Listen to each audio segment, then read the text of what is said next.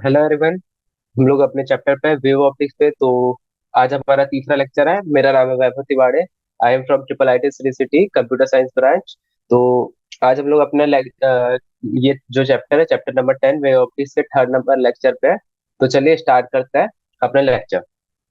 तो अभी तक हमने क्या क्या देख लिया? इंट्रोडक्शन देख लिया था, ह्यूजेंस प्रिंसिपल देख लिया था, फिर उसके बाद हम लोग ने रिफ्रैक्शन रिफ्लेक्शन भी देख लिया था। फिर उसके बाद ये हमने रिफ्रैक्शन के ये टाइप्स है कि क्या क्या होता है। फिर उसके बाद हमने ये कुछ क्वेश्चंस भी सॉल्व किए थे। उसके बाद कोहेरेंट इनकोहेरेंट देखा था। उसके बाद हम लोग आ गए थे interference of light waves in Young's experiment. मैंने लास्ट लेक्चर में कहा था कि ये थोड़ा इंपॉर्टेंट टॉपिक है क्योंकि इससे क्वेश्चन बनते हैं। इससे क्वेश्चन कहाँ से बनते हैं? इस टॉपिक से, यहाँ पे जो मैं मार्क कर रहा हूँ, यहाँ से क्वेश्चन बनते हैं। तो इसको अभी हम पूरा पढ़ेंगे, समझेंगे कि क्या है यंग्स एक्सपेरिमेंट और क्या है इंटरफेरेंस ऑफ लाइट वेव्स वगैरह। फिर इसके बाद हमारा नया टॉपिक आएगा डिफ्रैक्शन। तो आज हमारा प्लान है कि ये चैप्टर खत्म कर देना है, फिर हम लोग नेक्स्ट लेक्चर में अपना क्वेश्चन वगैरह सॉल्व करेंगे। तो चलिए स्टार्ट करते हैं आज का लेक्चर अपने टॉपिक से, interference of light waves and Young's experiment. तो चलिए अपना पेंट ऑप्शन खोल लेते हैं। तो चलिए स्टार्ट करते हैं 10.5 interference of light waves and Young's experiment. पहले मैं आपको समझा देता हूँ यंग्स एक्सपेरिमेंट में होता है क्या, फिर एक बार बुक रीडिंग मार लेंगे तो क्या डबल रिवाइज हो जाएगा। और ऐसे पहले मैं समझा देता हूँ तो ये ज्यादा इजी पड़ेगा। तो यंग्स एक्सपेरिमेंट का कहना ये है कि दो सोर्स है अपने पास। किस चीज के सोर्स होंगे? हमारे चैप्टर रे ऑप्टिक्स और अभी चल रहा टॉपिक लाइट। तो लाइट वेव के सोर्स होंगे, मतलब लाइट के सोर्स होंगे सिंपली। तो लाइट का सोर्स क्या होता है? बल्ब ले लेते हैं। तो यहाँ पे एक बल्ब है S1 सोर्स वन, यहाँ पे दूसरी बल्ब है S2। इन दोनों के बीच का जो डिस्टेंस है वो काफी कम होना चाहिए। काफी कम मतलब कितना? वो क्वेश्चन में गिवन रहेगा, पर थेरेटिकली इन दोनों के बीच का जो डिस्टेंस है बहुत कम होना चाहिए। इसका डिस्टेंस ले लेंगे स्मॉल डी। अब वो कितना छोटा रहना चाहिए आपका मैटर नहीं है, ये क्वेश्चन में गिवन रहेगा। और ये है हमारा इसका मिडिल। तो ये जो दो बल्ब है ये जलेंगे, मतलब ग्लो करेंगे। और इधर पे रहेगी अपनी एक स्क्रीन। स्क्रीन। तो ये जो बल्ब है ये खुले नहीं जलेंगे। यहाँ पे एक और एक ऑब्जेक्ट होगा, ओपेक ऑब्जेक्ट, मतलब ओपेक स्क्रीन, जिसमें क्या होगा कि कुछ इस तरह का होगा। मतलब ये जो बल्ब है यहाँ पे जलेगा, इसकी लाइट यहाँ से नहीं जाएगी क्योंकि ये जो स्क्रीन है ओपेक है, तो यहाँ से नहीं जाएगी। ये जो एक छोटा सा पिन होल है, पिन होल मतलब एक छोटा सा छेद बोलेंगे स्क्रीन में। यहाँ पे दो होल है दो सोर्स के लिए, तो सिर्फ यहीं से लाइट एंटर करेगी। और यहाँ से लाइट एंटर करने पर इस स्क्रीन पर पड़ेगी। तो अब आगे देखते हैं कि यंग्स एक्सपेरिमेंट था क्या। मैंने मोटा मोटा आपको बता दिया कि यंग्स एक्सपेरिमेंट होता क्या है। तो इसको थोड़ा इरेज कर लेते हैं।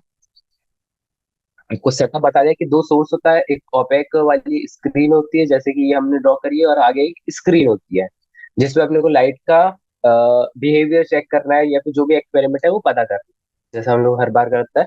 Will now discuss interference two sodium lamps illuminating two pinholes will not observe any interference fringes. This is because the fact that light have wave emitted from an ordinary source undergoes abrupt phase change in types of the order of 10 to the power of minus 10. Thus, the light waves coming out from two independent sources of light will not have any fixed phase relationship and would be incoherent. When this happens, as discussed in the previous section, the intensity on the screen will add up. तो इसका कहना यह है कि अगर तो यहाँ पे ये पिनहोल नहीं होता, मतलब ये ओपेक वाली स्क्रीन ही नहीं होती, ये वाली, यहाँ पर ये वाली स्क्रीन की बात हो रही है, ये स्क्रीन नहीं होती, तो यहाँ पे क्या होता है? तो जो यहाँ पे जो होता है वो इनकोहेरेंट। तो इनकोहेरेंट क्या होता है? इसका जो फेस है वो टाइम के साथ चेंज हो जाता है। तो इसका जो है अपने को कैलकुलेशन थोड़ा डिफिकल्ट पड़ता है। और यहाँ पे लिखा रहता है कि intensity on the screen will add up, मतलब यहाँ पे कंस्ट्रक्टिव इंटरफेरेंस हो जाता है। तो जो अपने ब्रिटिश फिजिसिस्ट थॉमस यंग जो थे, उन्होंने एक टेक्निक यूज करी, the phases of the waves emanating from S1 S2 he made two pin holes. यहाँ पे मतलब जो यंग थे उन्होंने ये ओपेक ऑब्जेक्ट डाला था, जैसे कि मैंने आपको बताया कि ओपेक स्क्रीन होना चाहिए, नहीं तो अपना एक्सपेरिमेंट ठीक से काम नहीं करेगा। तो ये रहा, हाँ। तो he made two pinholes S1 and S2 very close to each other. जैसे कि मैंने कहा था ये जो डी है ये बहुत ही छोटा होना चाहिए, S1 S2 के बीच का डिस्टेंस छोटा होना चाहिए। He may, these were illuminated by another pinholes that was in turn lit by a bright source. Light waves spread out from source S and fall on both S1 and S2 that behave like two coherent sources because light waves coming out from S1, S2 are derived from the same original source, and any abrupt phase change in S will manifest in exactly similar phase change in the light coming out from S1, S2. Thus, the two sources S1 and S2 will be locked in phase, that is, they will be coherent like two vibrating needle on our water wave example 10.88 10.88 पे चलेंगे। हाँ, तो यहाँ पे भी आप जैसे देख सकते हैं S1 S2 बहुत फास्ट है और ये दोनों एक वेव जनरेट कर रहे हैं। यहाँ पे कोई दूसरी वेव थी, यहाँ पे अपन लोग लाइट वेव जनरेट कर रहे हैं। तो ये कहना चाह रहा है कि वहां पे जो फेनोमेनन हुआ था लाइट का और यहाँ पे जो होएगा वो दोनों सेम ही होगा। ऐसा इनका कहना था। तो अभी अपन ने सिर्फ रीडिंग करी, मैं आपको पूरा एंड में समझा दूंगा, एक बार रीडिंग कर लेते हैं। The spherical waves emitting from source S1 S2 will produce interference fringes on the screen G dash. मतलब ये जो आखिरी वाली स्क्रीन है अपनी, जहां पे अपन लोग लाइट देखेंगे, इसको कहा है जी डैश, सोर्स S1 S2। और ये जो स्क्रीन, ये वाली स्क्रीन और ये वाली स्क्रीन के बीच का डिस्टेंस है, ये है कैपिटल डी। और ये मिडिल पॉइंट हो गया ओ। will produce interference fringes on the G dash as shown in the figure 10.12b।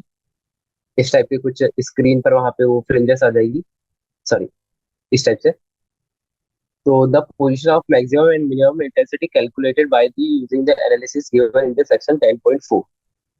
10.4 मतलब पिछले सेक्शन की बात कर रहे हैं जहाँ पे हम लोग ने ये सब पढ़ा था कि एन में क्या कहते हैं, कंस्ट्रक्टिव इंटरफेरेंस कब होगा, जब एन लेमडा होगा, और डिस्ट्रक्टिव कब जब होगा n+1/2 लेमडा होगा। तो अभी हम लोग यंग्स मॉडल एक्सपेरिमेंट करते समझते हैं। तो इनका ये कहना था कि S1 और S2 जब इनको पिनहोल से भेजा गया, ये जो लाइट है इनके एंटर करी पिनहोल से, मतलब ये छोटे से छेद से। तो यहाँ पे क्या हुआ, कोहेरेंट जो अ, इनका जो बिहेवियर था वो कोहेरेंट वेव जैसा था। कोहेरेंट सोर्सेस मतलब इनका जो फेस है वो टाइम के साथ चेंज नहीं हो रहा था। तो इसलिए इन्होंने छोटा पिनहोल बनाया ताकि कैलकुलेशन इजी हो और इसको हम पहले वाले से रिलेट कर पाए। तो ये सोर्स S1 से लाइट गई, ये सोर्स S2 से लाइट गई, और ये दोनों टकराई और इनमें कुछ कुछ हुआ।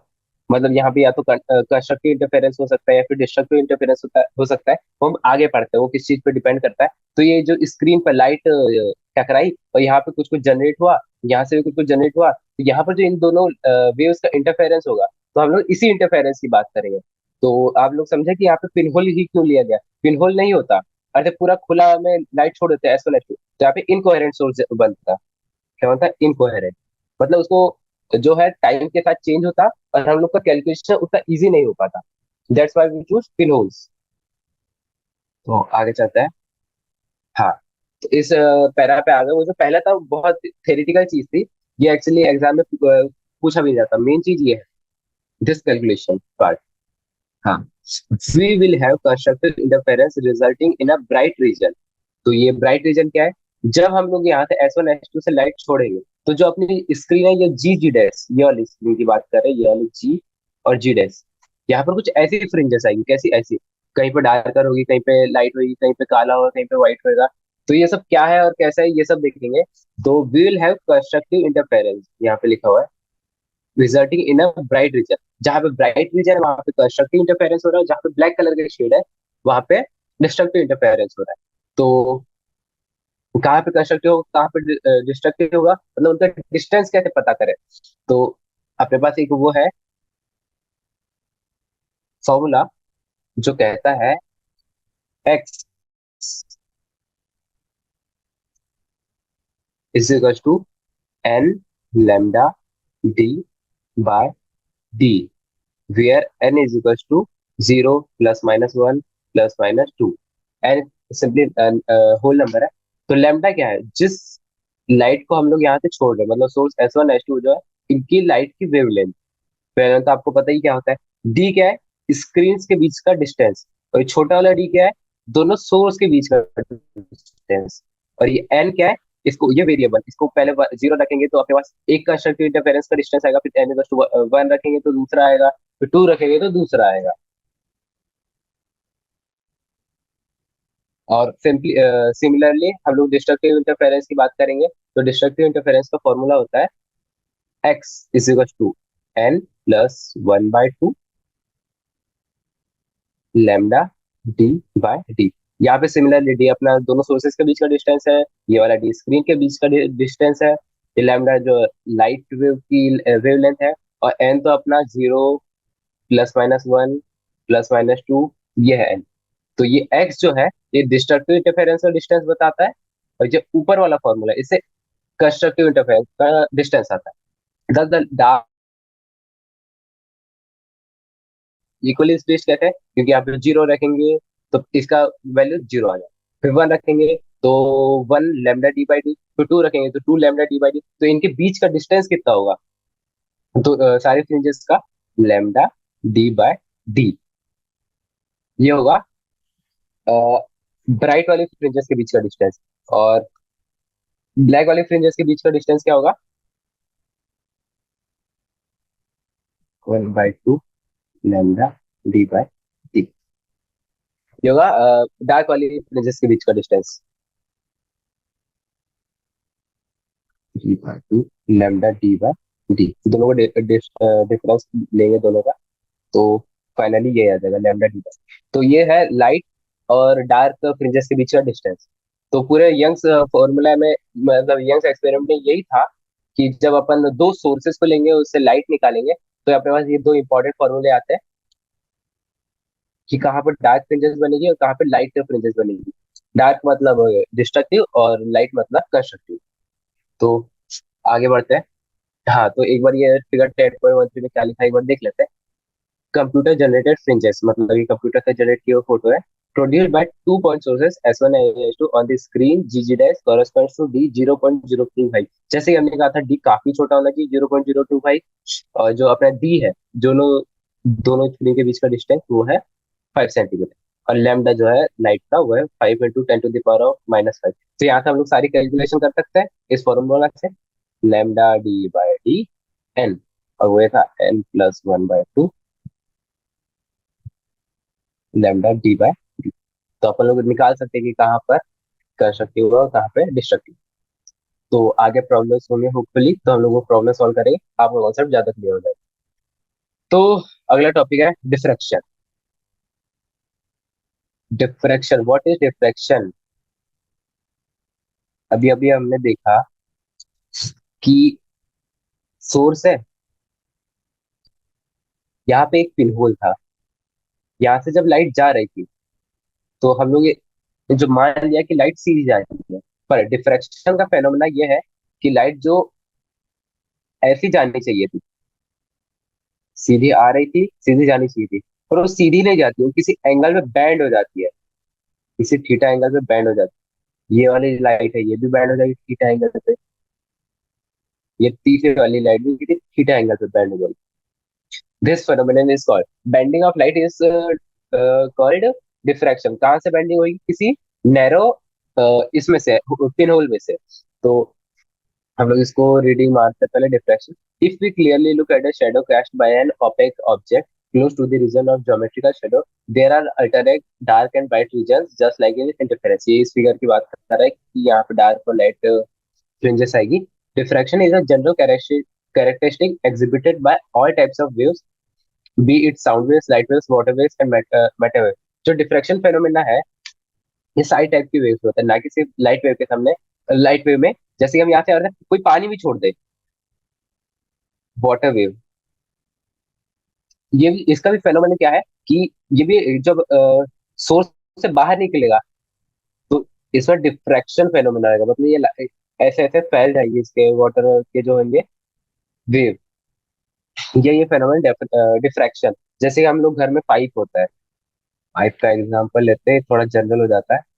तो यहाँ से पानी आ रहा है, पानी आ रहा है, जैसे यहाँ पे जहाँ पे उसकी पाइप की ओपनिंग होती है, तो यहाँ पे पानी सीधा नहीं जाता है कभी भी, अटे अनलेस बहुत ज्यादा वो फोर्स से आ रहा, बहुत ज्यादा फोर्स से भी आएगा तब भी डिफ्रैक्शन होगा, पर बहुत ही कम होगा।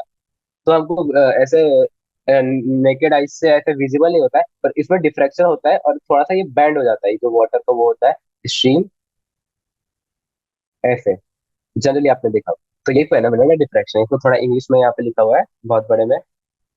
तो since the wavelength of the light is much smaller than the dimension of the most obstacles, we do not encounter diffraction effects of light in everyday। जैसे मैंने अभी कहा कि बहुत ही कम एंगल पे होता है, तो हम लोग को नेकेड आई से ऐसा दिखता नहीं है, तो ऑब्जर्वेशन करने के लिए हमको माइक्रोस्कोप वगैरह चाहिए। However, the final resolution of our eye or the optical instruments such as telescope and microscopes is limited due to phenomenon of diffraction.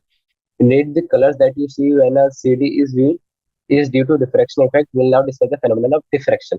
तो ये बता रहे हैं कि डिफ्रैक्शन के एप्लीकेशन कहाँ कहाँ यूज होते हैं। जब हम सीडी यूज करते हैं अपने डीवीडी प्लेयर में, तब भी डिफ्रैक्शन का फेनोमेनन होता है, और उसी से अपने को उसके कलर्स दिखते हैं। पर अपने को अभी इसके डीप में नहीं जाने की कैसे क्या होता है। ये बस बता रहा है कि diffraction general life, daily life में भी होता है, पर हम उसको नेकेड आई से देख नहीं पाते, तो हम लोग उसको अ, वो नहीं कर पाते, एक्सेप्ट नहीं कर पाते। डिफ्रैक्शन होता है, पर वो होता है काफी कम एंगल। तो सिंगल स्लिट का मतलब है ये ये वाला फिगर देखेंगे हम लोग, फिगर 10.1। सिंगल स्लिट मतलब ये वेव आ रही है, और यहाँ पे एक स्लिट रखी हुई है, मतलब कुल मिला के ओपेक ऑब्जेक्ट मान लीजिए, और वहाँ पे एक छोटा सा पिन होल है, तो वहां से लाइट वेव सीधी जाने की वजह, लाइट वेव को ऐसे सीधे जाना था, तो उसमें थोड़ा डिफ्रैक्शन हो गया, तो किसी एंगल पे चले गई, उसी को कहते हैं डिफ्रैक्शन। तो यहाँ पे पूरे में यही लिखा होगा, तो पढ़ता है। In discussion of Young's experience we start stated that the single narrow slit acts as a new source from which light spreads out. Even before young early experiments, including Newton, had noticed that light spread out from narrow holes and slits. It seems to turn around corners and enter regions where we would expect a shadow. This effect known as diffraction। यहाँ पर diffraction की definition दी हुई है, जो मैंने आपको पहले explain कर चुका है। तो आगे बढ़ते हैं। Can only be properly understood using the waves idea. After all, you are hardly surprised to hear sound waves from someone talking around a corner। यहाँ पे एक दूसरा एग्जाम्पल दिया है। After all, you are hardly surprised to hear sound waves from someone talking around the corner। ये एक सब वो दिया है एप्लीकेशन की, यहाँ पे भी डिफ्रैक्शन होता है। When the double slit in Young's experiment is replaced by a single scene on the both sides, there are alternate dark and bright regions. The intensity becomes weaker away from the center. To understand this, we go figure 10.14। ये कहना चाह रहा है कि ये अपना source है, यहाँ से लाइट जाएगी, ये अपनी स्क्रीन है जहाँ पे हम लोग लाइट देखेंगे। तो ये कह रहा है कि ये जो सेंटर है ओ, इससे जितना हम लोग दूर जाते जाएंगे, तो इसकी लाइट की इंटेंसिटी कम दिखती जाएगी। मतलब डिफ्रैक्शन से जो एंगल आएगा, मतलब लाइट वेव्स की जो फ्रिंजेस है इधर भी दिखेगी, आगे भी और पीछे भी दिखेगी। पर ये क्या कह रहा है, जैसे जैसे दूर जाएंगे सेंटर, तो वैसे वैसे उसका इंटेंसिटी कम होएगा। तो ये तो ऑब्वियस सी बात है कि जब उसका डिफ्रैक्शन वाला फेनोमेनन होगा, उसकी वेव्स वीकर होगी जैसे जैसे डिस्टेंस इंक्रीज होगा, तो इसलिए उसका जो है लाइट अपने को धीरे धीरे कम दिखता जाएगा। टू अंडरस्टैंड दिस, हाँ ये सब हमने पढ़ लिया। Which shows the parallel beam of light falling normally and the single with a the diffracted light goes on to meet a screen at midpoint of the slit M। ये कह रहा है सीधे सीधे कि M से जैसे जैसे दूर जाएगी, तो उसका जो इंटेंसिटी होगा वो कम होगी। The straight line through M perpendicular to the slit planes X plane meet the screen at C। ये एक स्क्रीन है C, यहाँ पे वो जो लाइट है वो मीट कर रही है।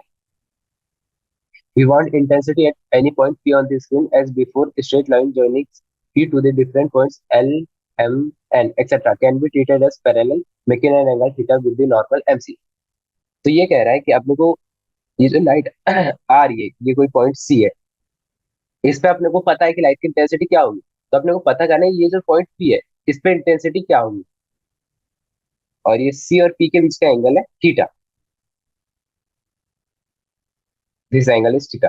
तो we wanted to find intensity at P, ऐसा इसका कहना है।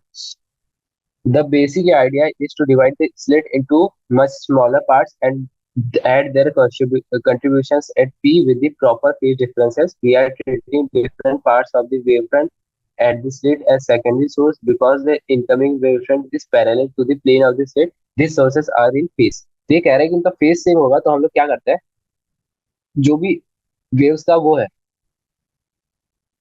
रिजल्टेंट पी तरफ जाता है, उन सबको ऐड कर देंगे, और फिर उसी का जो रिजल्टेंट आएगा, इन सब वेव्स का जो रिजल्टेंट यहाँ पे आएगा, उन सबको ऐड करेंगे तो अपने को इंटेंसिटी एक पी मिल जाएगी। तो it is observe that the intensity as a central maximum at theta is equal to zero. जैसे जैसे मैंने जैसे कि अभी मैंने बताया कि यहाँ पे जो मिडिल पॉइंट है, सेंट्रल सेंटर पॉइंट हो, तो यहाँ पे थीटा की वैल्यू क्या होगी, जीरो होगी ऑब्वियसली, क्योंकि लाइट सीधी आ रही तो थीटा का एंगल जीरो होगा। तो यहाँ पे जो होगी लाइट की इंटेंसिटी एकदम मैक्सिमम होगी, ये तो सभी को पता है। The other secondary maximum at theta is equal to N plus one by two lambda by a. अब इस फॉर्मूले को थोड़ा ध्यान से देखेंगे। अपन ने ये तो कह दिया कि सेंटर पे मैक्सिमम इंटेंसिटी होगी। अब ये कह रहा है कि जो है सेकेंडरी मैक्सिमा, ये कहाँ पे होगा, theta is equal to N plus one by two lambda by A, which go on becoming weaker and weaker with increasing and the minimum zero intensity R at theta is equal to n lambda by a। और ये हो गया maximum intensity का formula, जहां पर maximum intensity होगी और theta is equal to n lambda by a. तो इस थीटा पे अपने को मिनिमम इंटेंसिटी मिलेगी, ये वाले थीटा पे minimum intensity. The photograph and intensity pattern corresponds to its shown in 10.15। तो फिगर 10.15 पे यहाँ पे अपने को मैक्सिमम मिला, फिर मैक्सिमम मिला, फिर मैक्सिमम मिला, और ये जो ब्लैक वाली रीजन है यहाँ पे अपने को मिनिमम मिलेगा उसका इंटेंसिटी। तो यही निकालने का फॉर्मूला है कि कहाँ पर अपने को मैक्सिमम इंटेंसिटी मिल रही है और कहाँ पे मिनिमम इंटेंसिटी मिल रही है। There are been prolonged discussion about the difference between interference and diffraction among the scientists since the discovery of this phenomenon. In this context, it is interesting to note that Richard Feynman has said in his famous Feynman lecture on physics, no one has ever been able to define the difference between interference and diffraction satisfactorily. It is just a question of usage that there is no specific important physical difference between them. The best we can do is roughly speaking is to say that when there are only a few sources, say two interfering sources, then the result is usually called interference. But there is a large number of them. It seems that the word diffraction is more often।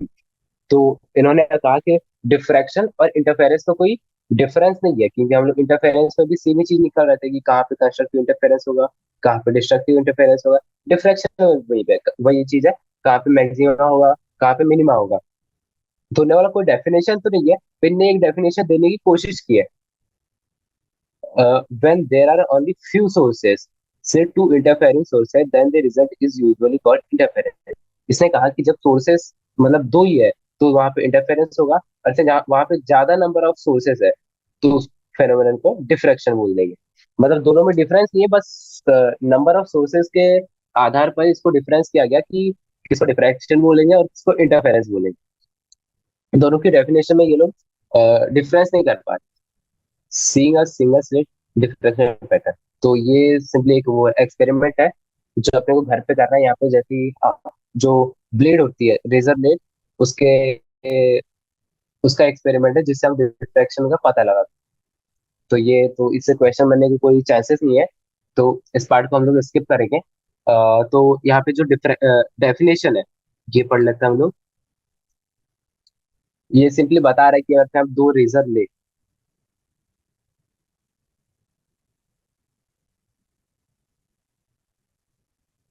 ऐसे दो razor ले,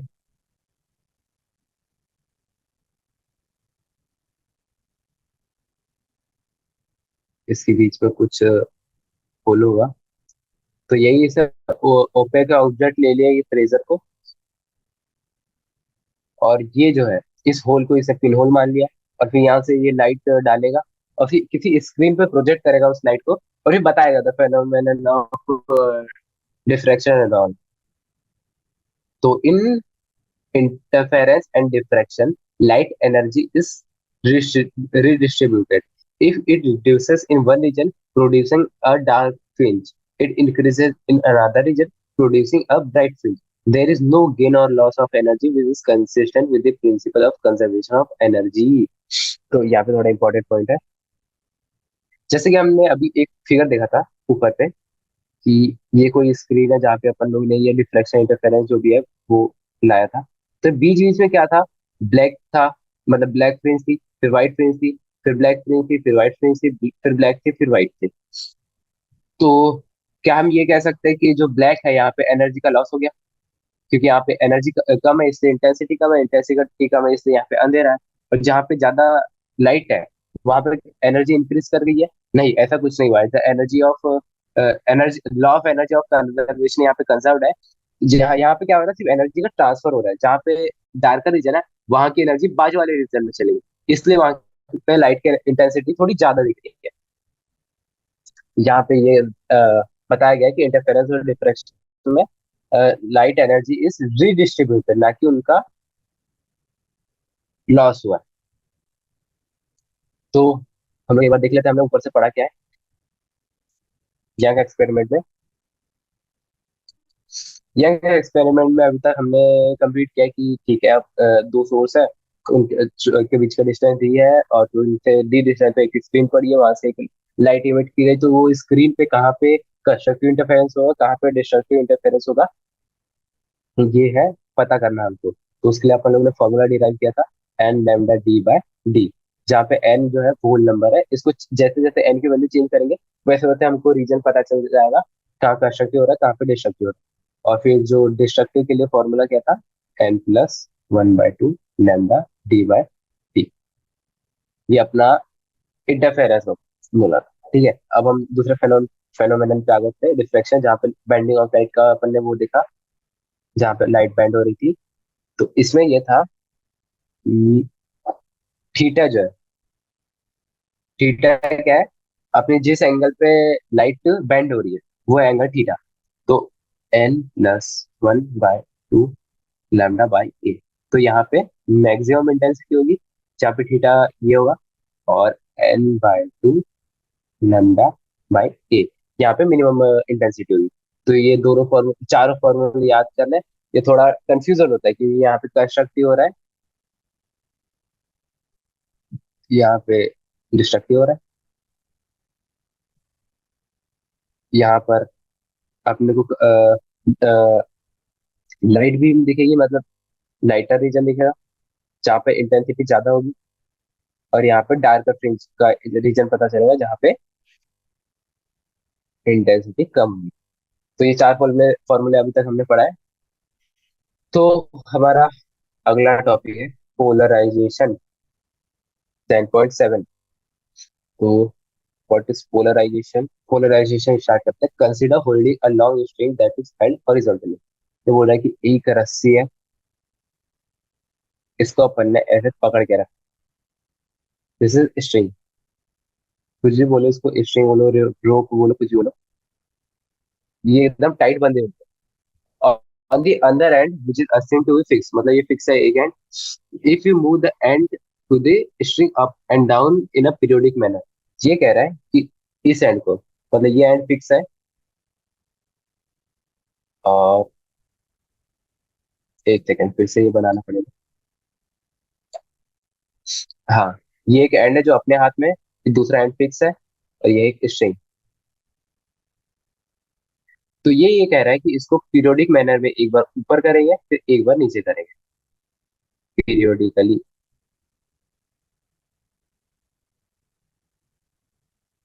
इसको ऊपर नीचे करेंगे, we will generate a wave propagating in a plus x direction. ये कह रहा है कि अर्थ हम इसको ऊपर नीचे करते हैं, मतलब ये कौन सा एक्सिस होता है, वाई एक्सिस होता है, और ये होता है एक्स एक्सिस। ये कह रहा है कि अर्थ हम इस वाई डायरेक्शन में ऊपर नीचे पीरियोडिकली करेंगे तो यहाँ पे एक वेव जनरेट होगी जो प्लस एक्स डायरेक्शन में मूव करेगी, ऐसा ये कह रहा है। Such a wave could be describe by the following equation. तो ये बोल रहा है कि ये जो वेव जनरेट होगी इसकी एक इक्वेशन आएगी। वो इक्वेशन क्या आएगी, वो नीचे गिवन है अपने को, ये Y, y is equal to X T A sine K X minus omega T. देखते हैं इस इक्वेशन में क्या क्या वेरिएबल है, क्या है। तो पहले फिगर देख लेते, फिगर 10.17। जैसे कि हमने बोला कि ऐसी एक वेव जनरेट हुई जो प्लस एक डायरेक्शन में जाएगी, कैसे हम अर्थ किसी स्ट्रिंग को वाई डायरेक्शन में मूव कर रहे हैं।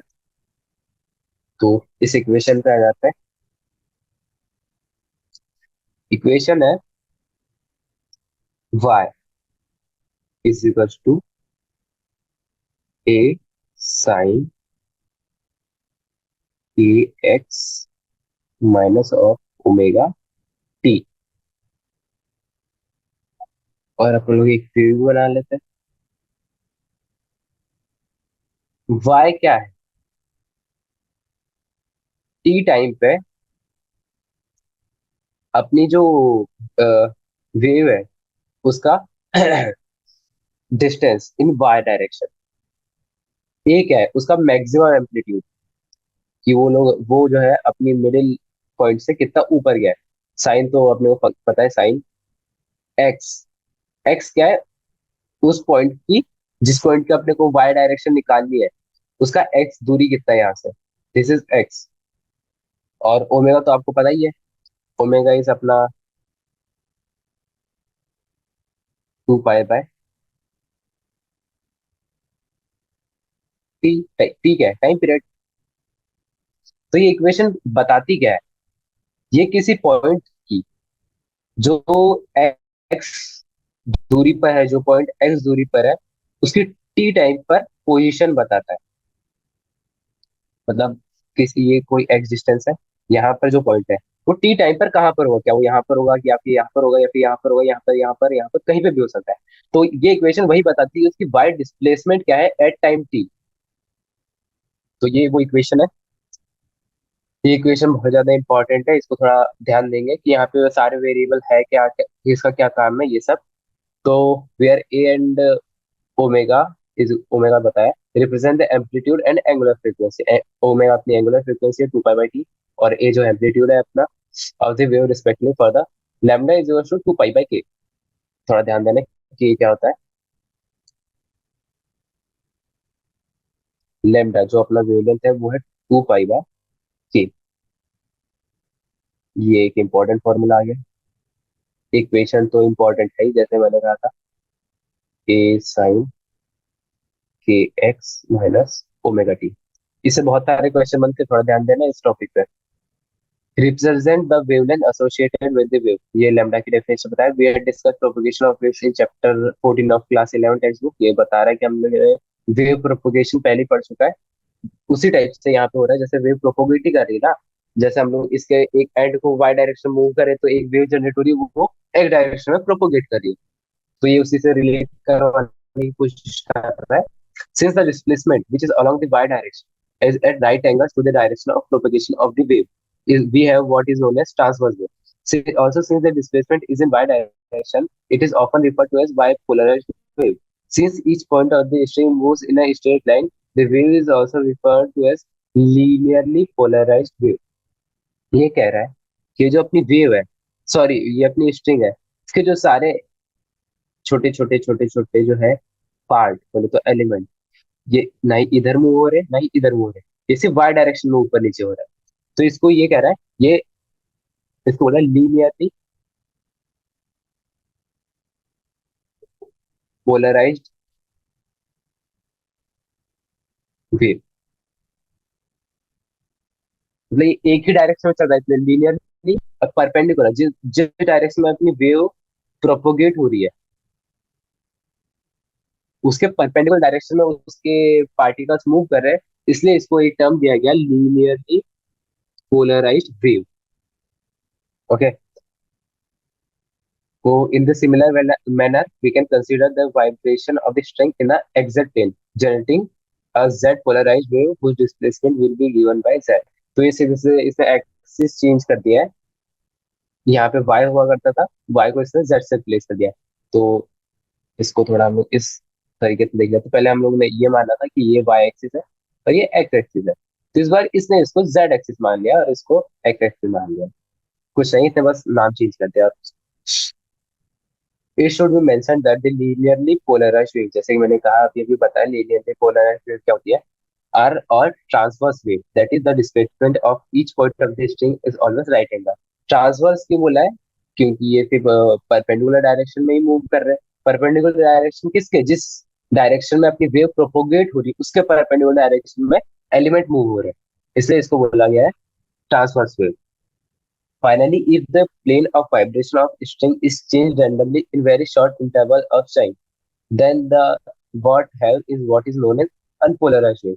तो ये कह रहा है कि अर्थ से हम लोग उसमें छोटे से इंटरवल के लिए स्ट्रिंग में कुछ रैंडम चेंज करते हैं, मतलब उसको हम लोग सिर्फ वाई डायरेक्शन में ऐसे वैसे मूव कर रहे थे, हम इसको वाई डायरेक्शन मूव ना करके किसी और डायरेक्शन में मूव कर दे, तो यहाँ पे जो जनरेट होगी वो अनपोलराइज वेव होगी। Thus for unpolarised wave the displacement will be randomly changing. जैसे हम लोग यहाँ पे पीरियोडिकली वाई डायरेक्शन में अपनी वेव को मूव कर रहे थे, तो अपना जो वेव थी वो यूनिफॉर्मली जनरेट हो गई थी। अब अपने इसमें कुछ डिस्टरबेंस लाया तो वेव भी डिस्टर्ब हो जाएगी, और जब वेव डिस्टरबेंस हो जाएगी तो ये जो अपनी इक्वेशन है Y to A sine K X minus omega T, ये फॉलो ही नहीं होगी, क्योंकि इसमें एक रैंडम डिस्टरबेंस आ जाएगा जेड एक्सिस में। तो ये इक्वेशन फॉलो ही नहीं हो पाएगी, तो उसी को बोलते हैं अनपोलराइज्ड वेव। तो आगे चलते हैं, आगे वाले पैरा पे, light waves are transverse in nature. जैसे कि अभी कहा light wave transverse in nature है। ट्रांसफर्स क्या होता है कि वो जो एलिमेंट है वो परपेंडिकुलर डायरेक्शन में मूव करे, जिस डायरेक्शन में अपनी वेव प्रोपोगेट हो रही उसके, that is the electric field associated with the propagating light wave is always at right angles to the direction of propagation of wave. This can be easily demonstrated using a simple Polaroid. You must have seen thin plastic light sheets, which are called polarites, and polarites consist of long chain module aligned in a particular direction. The electric vector along the direction of aligned molecules get absorbed. Thus, if an unpolarized light wave is incident on such a polarized, then the light wave will get linearly polarized with the electric vector oscillating along a direction perpendicular to the aligned molecules. The direction is known as fast exit of the polarized. तो यहाँ पे ये बता रहे हैं Polaroid क्या होता है। पोलराइड क्या होता है, एक थीन प्लास्टिक लाइट शीट होती है, उसपे क्या होता है, उसमें लॉन्ग चेन ऑफ मॉलिक्यूल्स होता है align in a particular direction. The electric vectors along the direction of aligned molecule get absorbed. Thus, the unpolarized light wave is incident on a such polarized. Then the light wave will get linearly polarized. मतलब ये जो Polaroid होता है अपना sheet, plastic sheet होती है, plastic like sheets.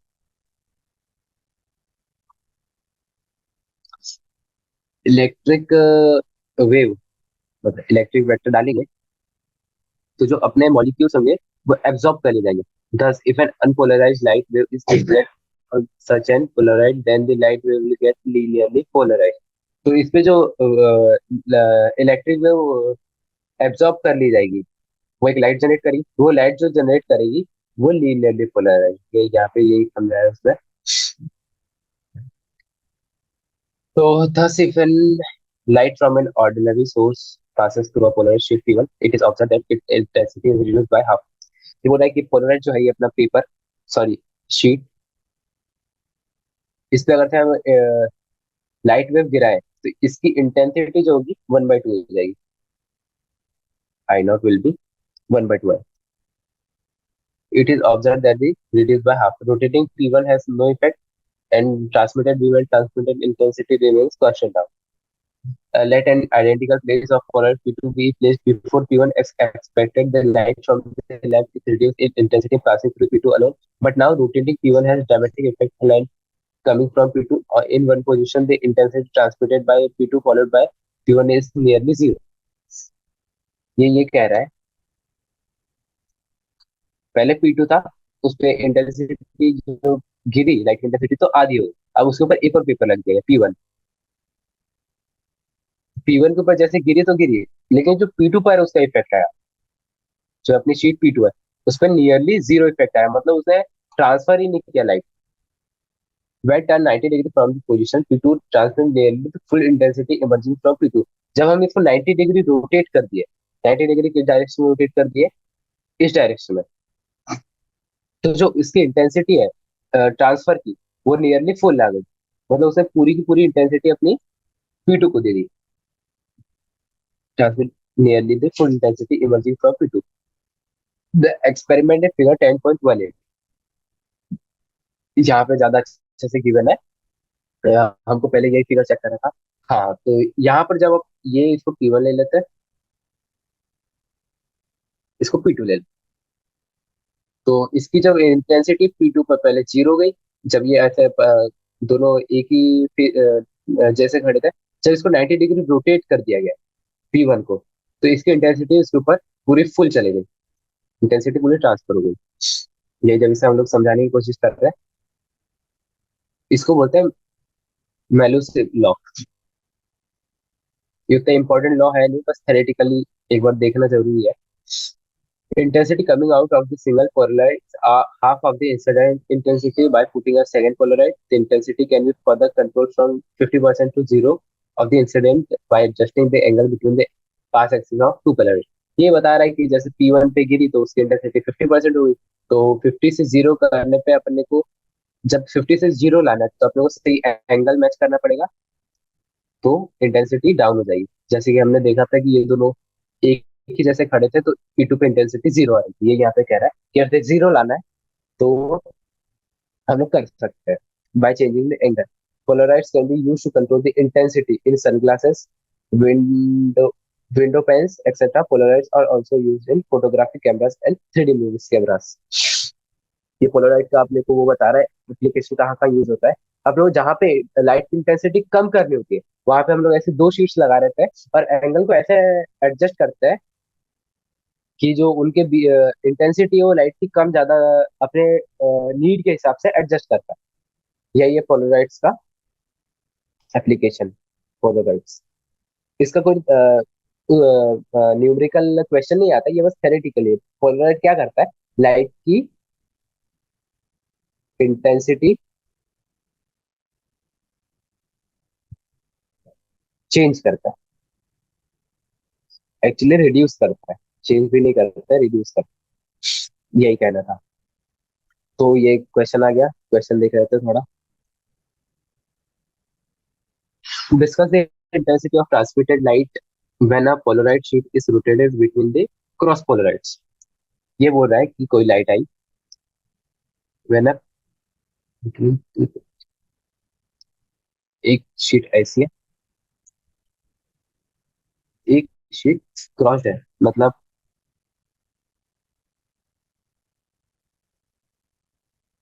ये है दूसरी sheet।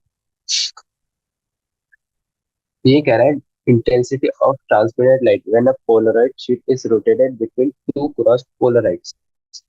तो ये बोल रहा है कि इंटेंसिटी के बारे में डिस्कस कीजिए कि क्या चेंज होगा उसमें।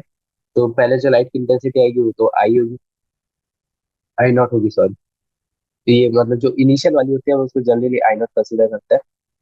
जो भी चेंज होगा उसको आई बोलेंगे, जो चेंज आएगा आई होगा। Let I not with the intensity of polarised light wave after passing through the first polariser P1।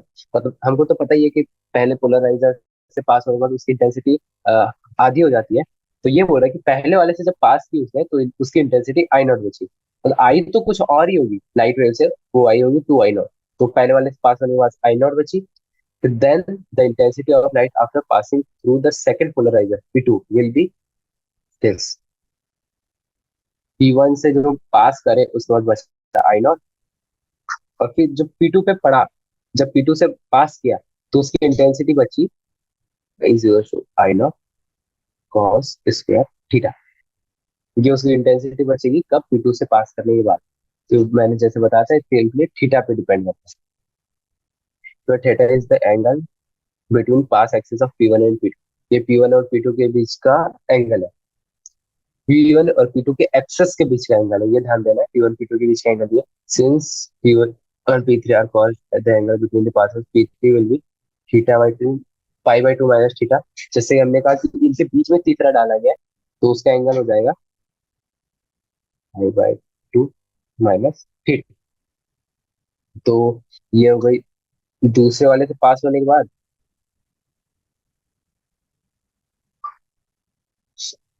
Light intensity I थी कुछ, फिर पहले वाले से पास करने के बाद अपनी बची आई नॉट, दूसरे वाले से पास करने की बची I is I nought cos square theta. और जो तीसरा वाला है P3, उससे पास करने के बाद बची intensity I nought cos square theta का कॉस स्क्वायर थीटा।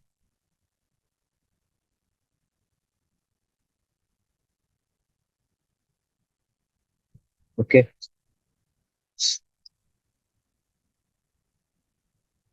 तो ये अपनी इंटेंसिटी आ गई। तो इसको थोड़ा सा हम लोग सॉल्व करेंगे। Cos square theta by two, sorry pi by two minus theta, तो हो जाएगा 90 माइनस थीटा कॉस स्क्वायर। तो फॉर्मूला आ जाएगा ये वाला यूज हुआ है यहाँ पर, sine theta is equal to cos 90 minus theta. तो कॉस स्क्वायर थीटा को साइन स्क्वायर थीटा से रिप्लेस कर देंगे, तो ये आ जाएगा I nought cos square theta sine square theta. इसको फर्दर सिंप्लीफाई करेंगे, I nought cos square theta sine square theta, ये हो जाएगा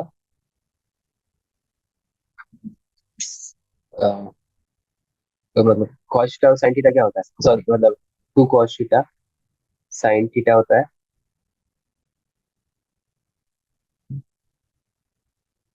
साइन टू थीटा। तो ये वाला फॉर्मूला यहाँ पे यूज होगा। तो इसका फाइनल एक्सप्रेशन आ जाएगा आई नॉट बाई फोर। थोड़ा फर्दर कैलकुलेशन करना पड़ेगा वो, मैं डायरेक्ट रिलेशन लिखता हूँ, टू थीटा आई नॉट, ये थर्ड वाले से पास करने के बाद होता है। तो अपने को अर्थ से साइन थीटा मैक्सिमम चाहिए।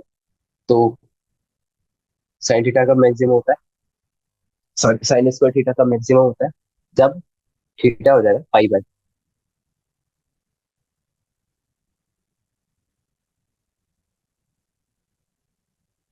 फाइव।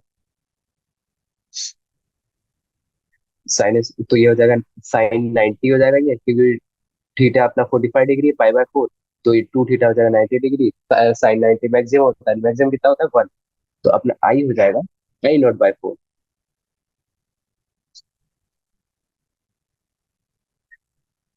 तो ये हमारा एक एग्जांपल सॉल्व किया। मैं ये एग्जांपल फिर से एक बार आपको समझाना चाहूंगा इजी वे में। देखिए, अपने पास P1 था, P2 था और P3 था। इजी भाषा में देखिए तो P1 से क्रॉस करने के बाद अपने पास बचा आई नॉट। तो P2 से क्रॉस करने के बाद कितना बचा होगा, आई नॉट बाय टू। और P3 से क्रॉस करने के बाद बचा होगा आई नॉट बाय फोर। ये मैक्सिमम इंटेंसिटी है। मैक्सिमम क्यों है, क्योंकि अपन लोग पूरा का पूरा जो है P1 से क्रॉस करने में जितनी भी इंटेंसिटी बच रही है उसी पूरी P2 को दे रहे हैं। और फिर उसका जितनी भी इंटेंसिटी P2 से जाने के बाद बच रही है वो P3 के पास जा रहा है, इसलिए आई नॉट बाय फोर। इतनी ज्यादा कैलकुलेशन इसलिए करी गई, क्या पता एंगल चेंज हो जाता। अगर हमको मैक्सिमम इंटेंसिटी निकालनी है, सिंपली हम लोग ऐसे निकाल सकते हैं। और P3 के आगे एक और स्क्रीन होती, P4 नाम की, ऐसी है नहीं पर हम लोग मान लेते हैं। तो उसकी इंटेंसिटी कितनी होती, आई नॉट बाय एट। क्यों, क्योंकि P3 के बाद जितनी भी इंटेंसिटी बची आई नॉट बाय फोर, वो P4 से हो जाती है, और P4 से इंटेंसिटी पास होने के बाद आधी हो जाती है, तो आई नॉट बाय एट। तो यहाँ पे इस एग्जांपल के साथ हमारा आज का चैप्टर फिनिश होता है। तो यहाँ पे समरी है, फिर उसके बाद पॉइंट्स टू रिमेम्बर, इसके बाद एक्सरसाइज। तो हम लोग कल के लेक्चर में एक्सरसाइज सॉल्व करेंगे, और मेरे पास कुछ एक्स्ट्रा क्वेश्चंस भी है। तो वो लोग वो क्वेश्चन हम लोग सॉल्व करेंगे अगले लेक्चर में। तो ठीक है, आज का लेक्चर यहीं पे खत्म करते हैं। ठीक है, बाय एवरीवन।